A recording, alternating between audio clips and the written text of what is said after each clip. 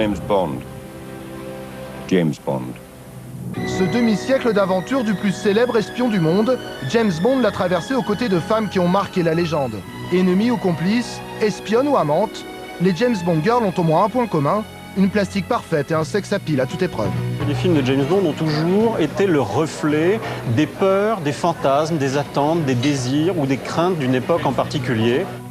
Skyfall, le nouveau et très attendu James Bond, sort sur les écrans mené par une équipe 4 étoiles. Un réalisateur oscarisé Sam Mendes, une chanson signée Adele, un méchant ultime joué par Javier Bardem et une petite française. C'est vraiment une femme fatale. Il y a une complexité dans ce rôle que j'aime vraiment beaucoup. Bérénice Marlohe a contacté directement le casting du film jusqu'à réussir à décrocher le rôle aux côtés de Daniel Craig. Elle fait désormais partie de la liste des stars françaises qui ont interprété une James Bond Girl. Alors qui sont ces femmes qui ont sillonné le monde aux côtés de l'agent 007? Comment une actrice gère-t-elle un rôle de James Bond Girl dans sa carrière? Et qui est Bérénice Marlohe, la nouvelle française à l'affiche de Skyfall?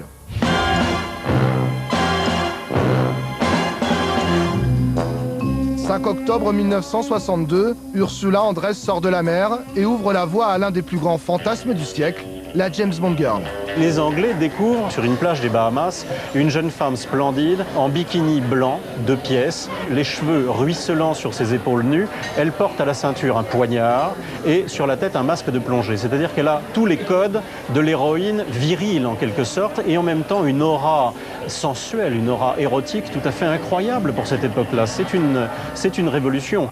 Depuis Dr No, premier d'une longue série de films dédiés aux plus célèbres des agents secrets, nombreuses sont celles qui ont brillé à ses côtés, inconnues ou célèbres. Un certain nombre d'actrices ont vu leur carrière s'accélérer, un certain nombre d'entre elles, au contraire, ont été étouffées par ce personnage. C'est un tremplin qui a aussi son revers. Combien de Bond Girls on a vu dans un Bond et qu'on n'a pas revu après? C'est vrai qu'elles disent Bond m'a tout apporté, mais m'a tout repris aussi quelque part. Irka Botchenko, James Bond Girl dans Moonraker, a quant à elle bifurqué vers la chanson en tant qu'auteur-compositeur. Elle interprète aujourd'hui un titre hommage à James Bond avec la participation de Roger Moore.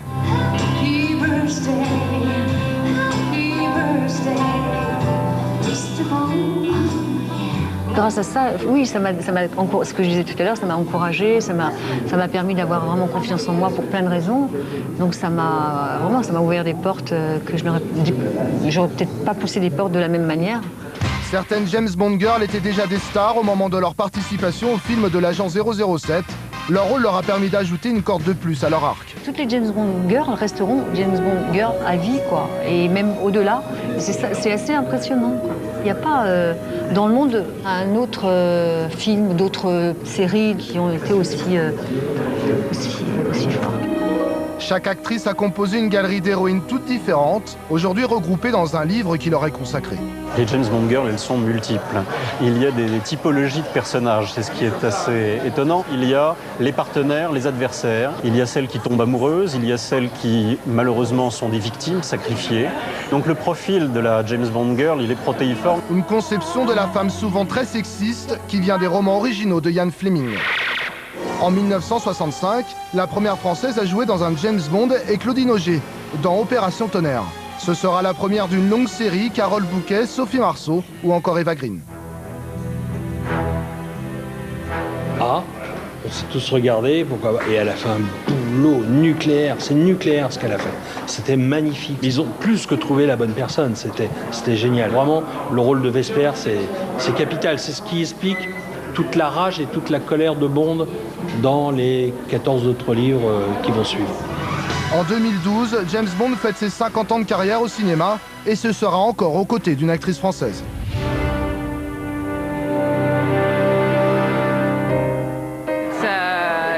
Il y a eu un vrai changement, absolument, en termes de carrière et d'exposition médiatique. Oui, c'est un vrai changement.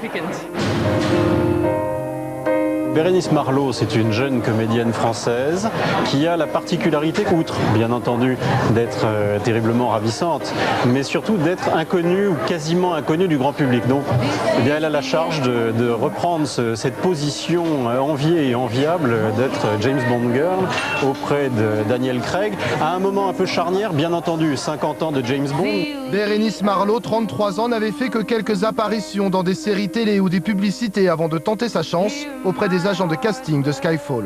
Elle est partie de zéro relation, zéro connaissance, pas d'agent. Elle sait qu'il y a un bond qui va se faire, c'est reparti.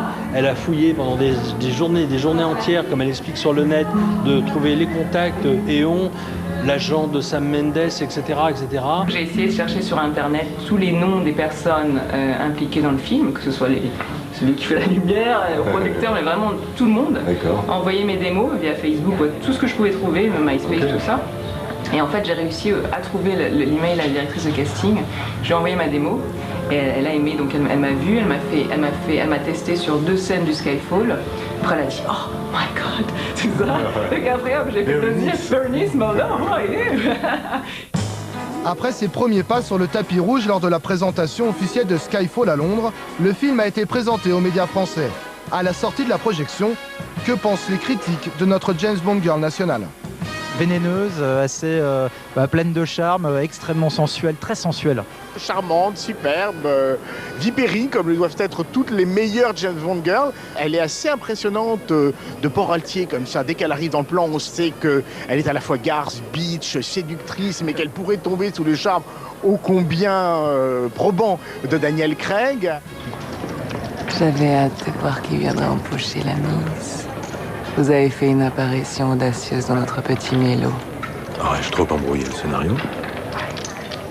Ça a du bon un coup de théâtre de temps en temps. Monsieur Bond. James Bond. Non, vraiment, ce que je voulais faire, c'est...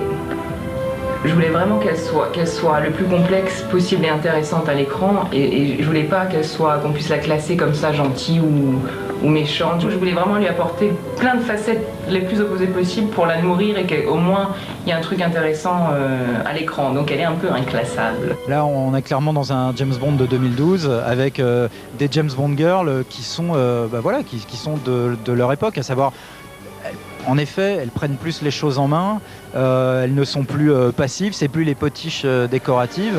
Skyfall, le 23e film des aventures de James Bond, s'est offert les services d'un réalisateur de renom, Sam Mendes. Quant à 007, il semble revenir très en forme pour son anniversaire sur grand écran. Extrêmement malin de scénario, c'est-à-dire qu'à la fois c'est contemporain et en même temps ça revisite la mythologie avec plein de détails. Les spécialistes de James Bond vont savourer les citations, les clins d'œil. C'est un film extraordinaire, c'est le premier James Bond pendant lequel j'ai les mains moites.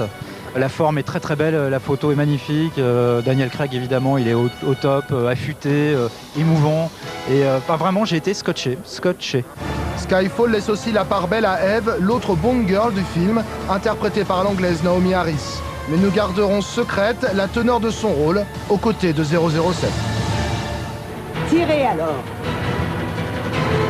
Je vous dis de tirer! Non, je risque de toucher Bond! Je vous dis tirez, nom de Dieu!